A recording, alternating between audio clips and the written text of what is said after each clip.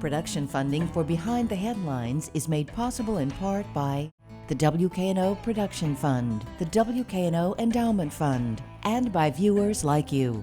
Thank you. How Bartlett and Germantown schools are dealing with coronavirus tonight on Behind the Headlines.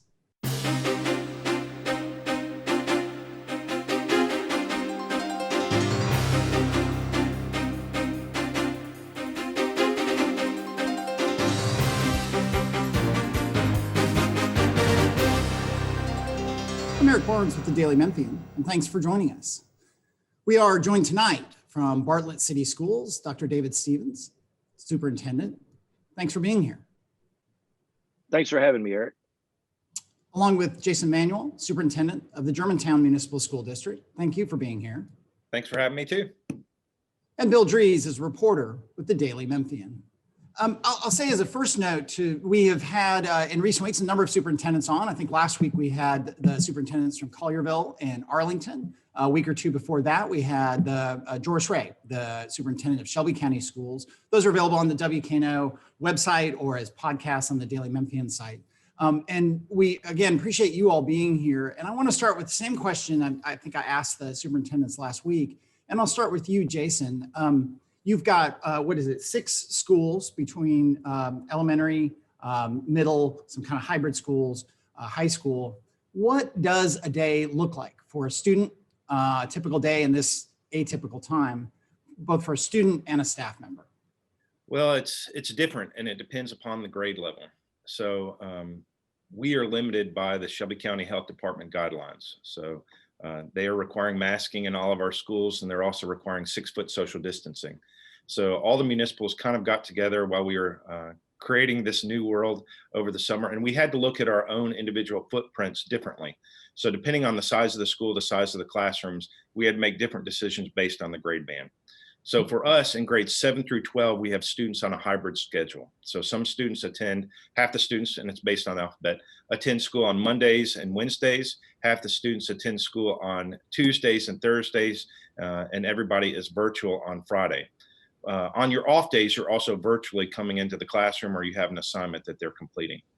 At the elementary school level, we were able to accommodate all students in the building, and that's based upon the fact that we gave a choice for our families. We know that some people have immunocompromised family members, or they may have elderly grandparents living with them, so we gave the virtual option for family members and families in our district. So for those students, we had about 25% opt into that fully virtual option. They attend school fully virtual. So what does it look like for staff members? For those staff members at the elementary school level, some of them have a full virtual class. So they are on a computer with a whole group of students that are all virtual. At the middle and high school, we have some fully virtual sections, but for the most part, it's mixed. You'll have some students who are Zooming into the session or Google Hangout into the session, and then other students are actively in the classroom. Yeah, and have you been able, have you had infections? Have you had any classrooms that you've had to shut down, or even whole schools that you've had to shut down at any point? We have. I think the good news is what we've seen across all the districts in Shelby County, we have not seen an increase in cases due to the opening of schools. When you look at all the data, all the charts, it has continued to decrease. But we do have those one-offs. I would say all in all across our district, and I can't give you the exact number, we probably had out of those 6,000 students, 5,800 students, I think we've had about 14 student cases. We've had, I think, 4 staff cases. But those are all outside of school. We have not had transmission within the school yet. So we've not had to shut down whole classes yet. It's really based on that 6 foot. So we have an interview process where we send out a team and they talk to them about who have you come in contact with. We do that for early contact tracing. So we're trying to identify those close contacts. David and Bartlett, same question to you. What does it look like for your some 9,000 students across 11 schools, elementary, middle, and high school? Yeah, Eric, it's a very similar to what Jason was talking about. We have different models in our elementary schools and middle schools. Our students are in. One of the advantages that we did have early on is that 40% of our parents did opt for the virtual. So that really freed up some space as we looked at our K-8 classrooms. But maintaining that 6 feet of social distancing and masking is very important. Also in our at an elementary level, we do have teachers that are dedicated virtual teachers. Others are with the seated students.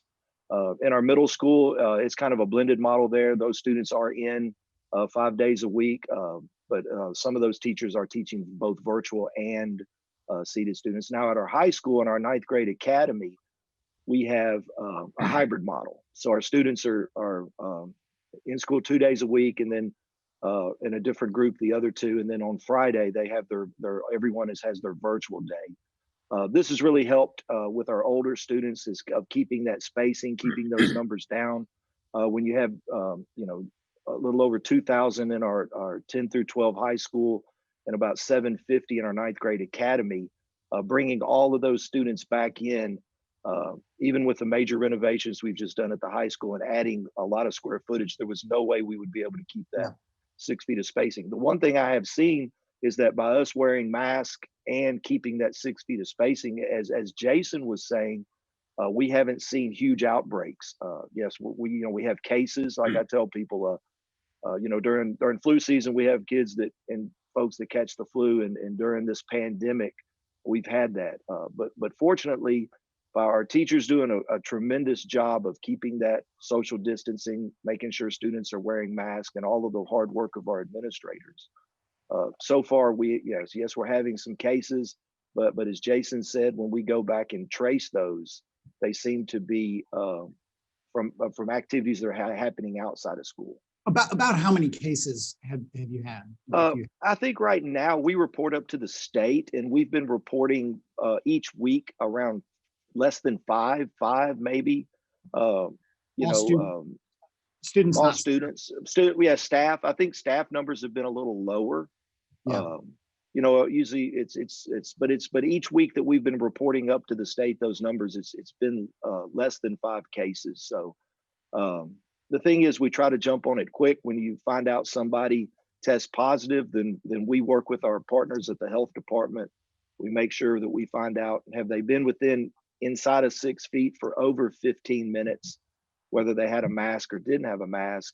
And then we start, asking those employees or those students, if they've been in that situation, to stay home, and they should be able to hear something from the health department as far as whether they should quarantine or not. So it's been a good partnership there. Let me get Bill Dries in.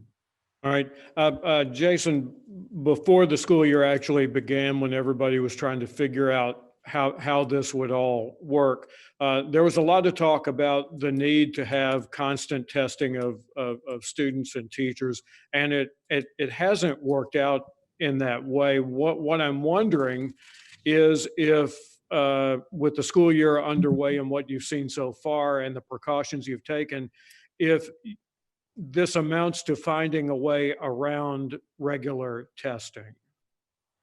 So for me, I think we've always got to look at where we are, and we've got to base our decisions on the current data in that situation.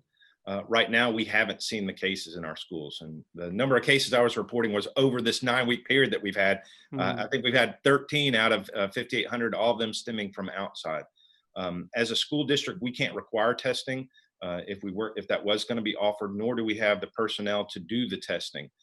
So logistically, that would be a challenge within our school district if we were doing asymptomatic testing.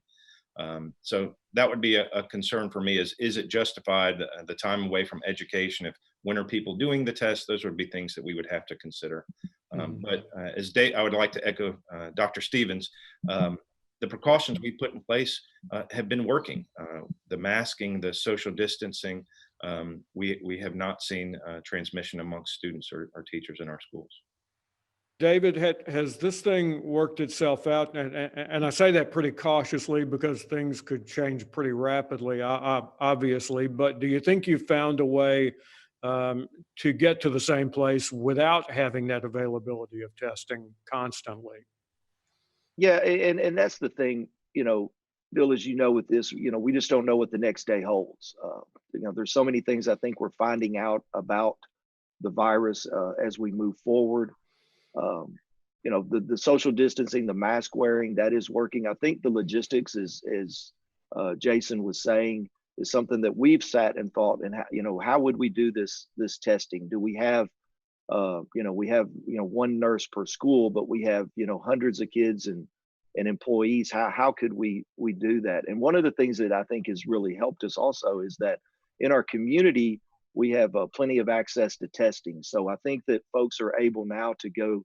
I believe I saw in one of the health department reports, there's like over 10,000 tests available per week out in the community.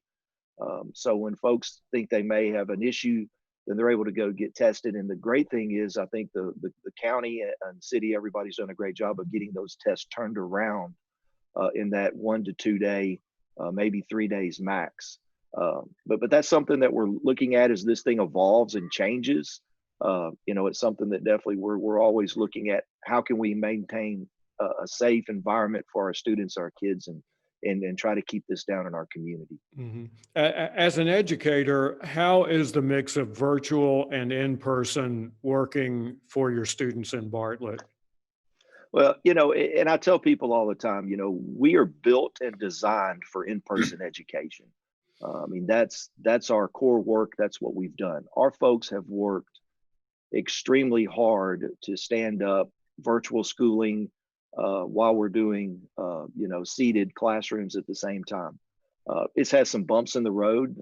There's some challenges. From an educational perspective, there's nothing that takes place of that interaction between that child and that teacher in that classroom every day. One of the areas of my biggest concern is our youngest learners, those kids in K1, 2, and into 3, because that reading is so fundamental to success further on, and that's something that has always concerned me. And I've always said that if virtual was if that was the answer for every student, there's a lot of smart people in our country, in our world, that would have said, "Hey, let's do everything virtual 100%." It works for some kids. It works really well. For other students, it is a struggle. But I think we're making the best of a really tough situation. I really appreciate our community and folks out here of the understanding of knowing the stress that teachers and everyone are under during these extremely challenging times, because it's a challenge for everyone. I mean, very tough. Jason, what about the continuity in the Germantown schools?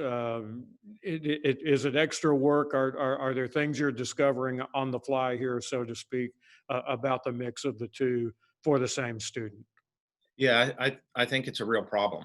I would echo Dr. Stevens once again that we are built for in-person learning. When you look at young students specifically, and you talk about the Commissioner of Education saying that we should prioritize in-person learning for those students in K through 3, because it's so foundational. They're learning to read, but also just the anxiety and the problems they're dealing with around whole child right now. You have family members who have lost jobs. You have family members who are contracting illness, family members who are passing away. They need that peer-to-peer interaction. They need that interaction with those adults and teachers in the schools, so that sense of normalcy. So it's a concern. We are doing the best we can. This is something that we weren't built for, but I am thankful for all of our teachers. But if you talk to all the teachers in all the districts, they are working hard, and they're spending a lot of time trying to live in multiple worlds to serve students. It's a challenge. I would say our staff are really stressed right now.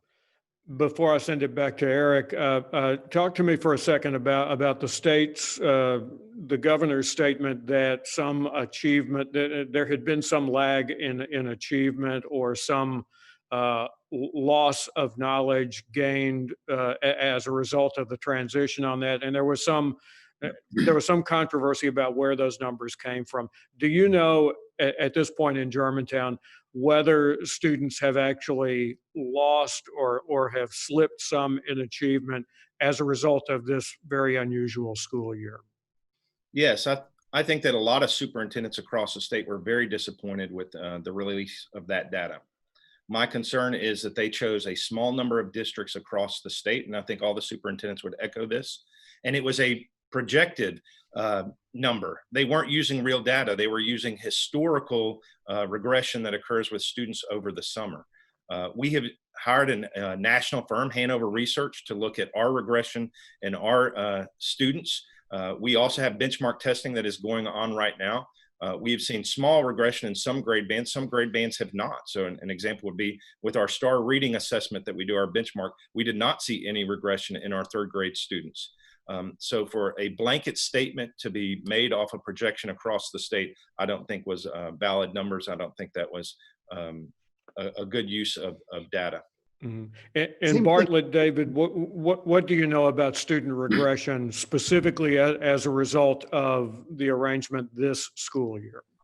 Well, I think that, most people would understand that over the summer, there is a summer slide. And when kids aren't in school, there is going to be some regression. I think that the question has been, how widespread is that and how problematic is that? Right now, we're benchmarking our students. We're looking at that internally. And I agree with what Jason said. I think the issue were some of those metrics behind that study. Was it painting the true picture? And that's what we're all trying to do. But as far as, I think most people would say, if students aren't in school, if they aren't in class, if they're not sitting in front of a teacher, that's not going to be, they're not going to do as well as those students that are in class every day, sitting in front of that teacher, getting that instruction. Yeah, I'll stay with you, David. It is an interesting, no one wants the experiment, but there is an interesting experiment happening in that you will have kids in the same grade levels where you have, I think you said overall was what 40% of families, a third of families said they wanted to stay virtual. Will you be able to look at, over the course of the first semester, apples to apples comparisons of kids who are home in their reading levels and kids who were doing some in person? And will that be possible and part of your testing and analysis? Yeah, and I think we're always comparing and contrasting, looking at that. I think that's something that we definitely will do. I think one of the things you always try to look for silver linings in these type of situations. I think this has really led to some interesting innovations of things that our teachers are doing, how they're delivering instruction, how they're trying to engage kids that are virtual. And I think some of these studies that will come out of this, I think will definitely be beneficial. I think there's some things we can do locally, and also I think you'll see some things nationally that will be looking at how students fared. Jason, I'm interested with both of you all talking about really, no, we want there to be no cases and so on, but a really very low case rate and infection rate. And most of it sounds like, if not all of it, happening outside schools. Have you seen parents choosing to bring their kids back in? Because they're maybe seeing, hey, there aren't the widespread outbreaks that people feared. There's been national studies that have confirmed that, nationwide, in most cases, there haven't been big outbreaks in the schools. Is that an argument for bringing more parents, or parents choosing to have their kids come back in? And is it an argument for letting more kids come in to your schools? So I think yes, but we have not allowed the parents who selected virtual, they had to choose that for a semester for us. So we're not allowing those to come back in. But I think for the younger ones who've chosen to homeschool or do something different this year, I think with those parents, their concerns are still there. The experience is not the normal experience. If you think about the reading circle for preschoolers or kindergartners, where they all sit on the carpet together with the teacher and they're reading a story, that's not there. If you look at the classroom and the desks are 6 feet apart, that's not the same, and they're wearing masks all day long. I think that's a concern for some of those families. And even though the cases are low, I think there's still some health concerns for some families. So we haven't seen mass numbers, but we do predict that next semester, a large number of those parents who have done virtual with us, they want to return to that in-person setting. Would current health department rules allow that? Or will the health department rules have to change because, based on the percent, the distance and so on? That's a real concern for me. And that's something that we're trying to work with the health department on. We talk about the impact on education and these restrictions, and is the data justify that Shelby County Health Department is doing something different from the state health department?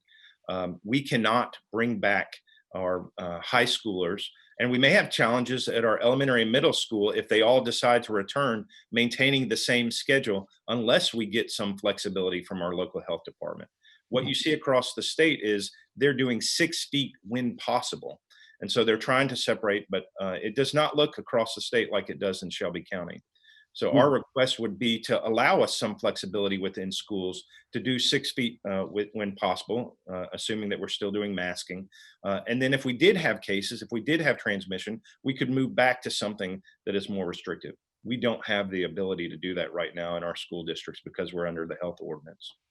David, similar for you? I mean, are you expecting? Yeah, well, it's a little different for us because when we started this, we knew that having parents choose over the summer whether to go virtual or seated with a definitely changing landscape as far as how the pandemic was going to play out. We had no idea which way it was going.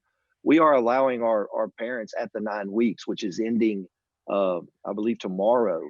So when we come back after fall break, which is next week, we're expecting a little over 6, maybe right at 700 students to come back across the district. They had to do this, make this choice 2 weeks ago. So now we're looking at those numbers and what this is going to do in some of our schools where we have more students come back, we have to maintain that 6 feet of social distancing.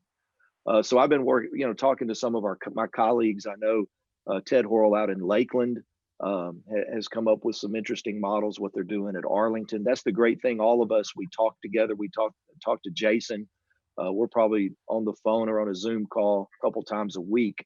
But what we're going to have to do is use every available space. We're going to have to add some additional staff to make sure that we can have that social distancing because we can't go in and put 26 kids in a classroom.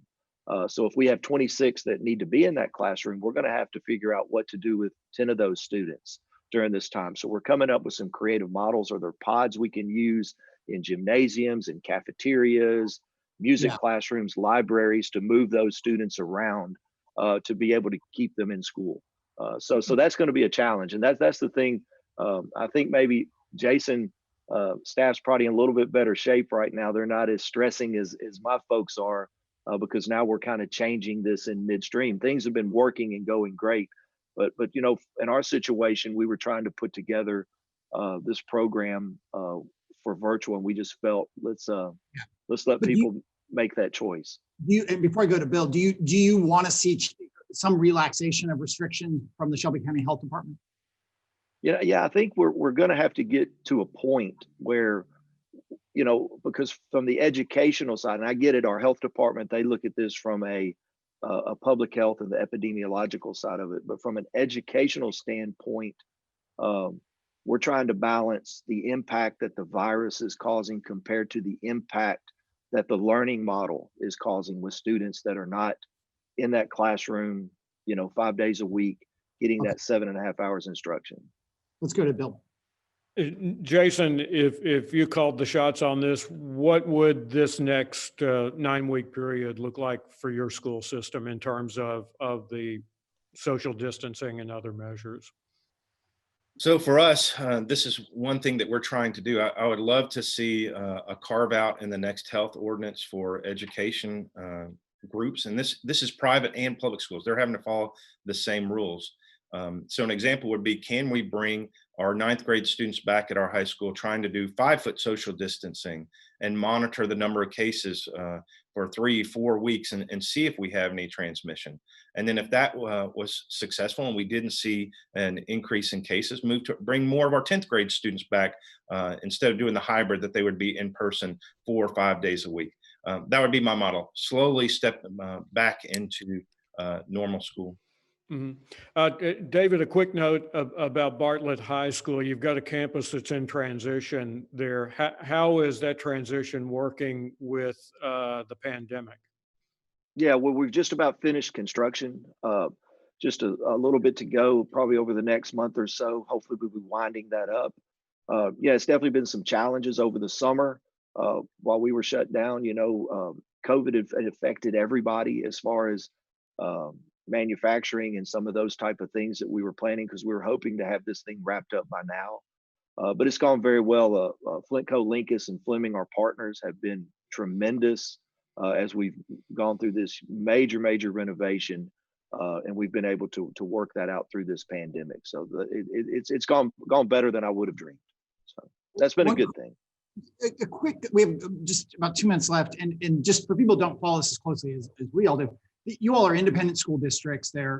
All the suburban school districts are separate, although you all coordinate a lot. You have some shared services. And then Shelby County Schools, which encompasses, the bulk of Memphis schools, is a separate school district and has been closed. And that is a much bigger school system, some 80, 90,000 students. But are there, I don't want to put you guys in a spot where you're telling what SES should or should not do. But are there lessons learned that you all have had in this, 9 weeks of being open and maintaining really relatively very low case rates? Are there lessons that you could share to SES, and have they asked? Well, I'll jump in on that. John Barker, who is I believe John's deputy superintendent or assistant superintendent, and he and I were chief of staffs together. I was Shelby County's and he was Memphis City's. And he and I get along. We have breakfast probably once a month. We probably text and talk every few weeks. So there is a good communication between there.